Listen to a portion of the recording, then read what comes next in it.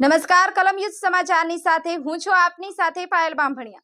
તો જોઈએ આજના મહત્વના સમાચારમાં। આમોદના આધાર કાર્ડ સેન્ટર પર લોકોએ હોબાળો મચાવ્યો હતો। હાલમાં આધાર કાર્ડ દરેક લોકો માટે જીવન જરૂરિયાતનું સાધન બની ગયું છે, જેને લઈ સરકારી કચેરીઓમાં આધાર કાર્ડ દરેક લોકો માટે ફરજિયાત થઈ ગયું છે।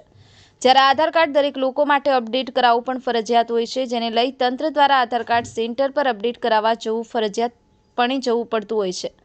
આમોદના મામલતદાર કચેરી સામે આવેલ આધાર કાર્ડ સેન્ટર પર ફક્ત એક જ કર્મચારી કામગીરી કરતા હતા, જેને લઈ આજરોજ આમોદ તાલુકાના વિવિધ ગામોમાંથી લોકો મોટી સંખ્યામાં પોતાનું આધાર કાર્ડ અપડેટ કરાવવા માટે પહોંચ્યા હતા।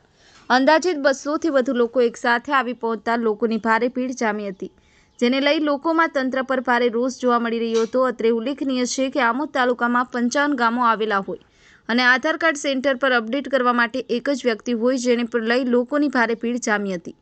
વધુ પડતી ગરમીમાં લોકોનું પારું ગગડ્યું હતું અને આમોદ ટીડીઓની ઓફિસ પર પહોંચ્યા હતા, જ્યાં ટીડીઓની ઓફિસ બહાર ખંભાથી તારું લટકતું જોવા મળ્યું હતું, જેને લઈ લોકોમાં ભારે રોષ વ્યાપી ગયો હતો।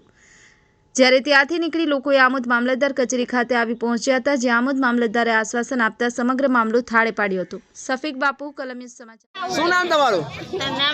કઈથી આવો? શું કરવા આવ્યા હતા? તો શું કીધું? કઈ કઈ જઈને આવ્યા તમે? રજૂઆત કઈ કઈ કરી જાનાઈ?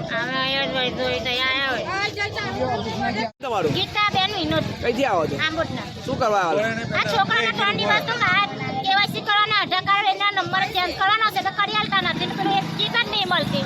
કેટલા ટકા કામ પાટું મેકીને આવવાનું, છોકરાનું ભણતર બગાડો, છોકરાને કેટલી રજા લઈને આવવાના મારા કામ માટે। શું કહે છે સાહેબ?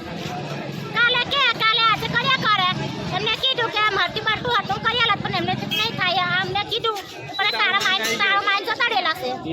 કોણ તારો માઇન્ડ હતું? કીધું સાહેબ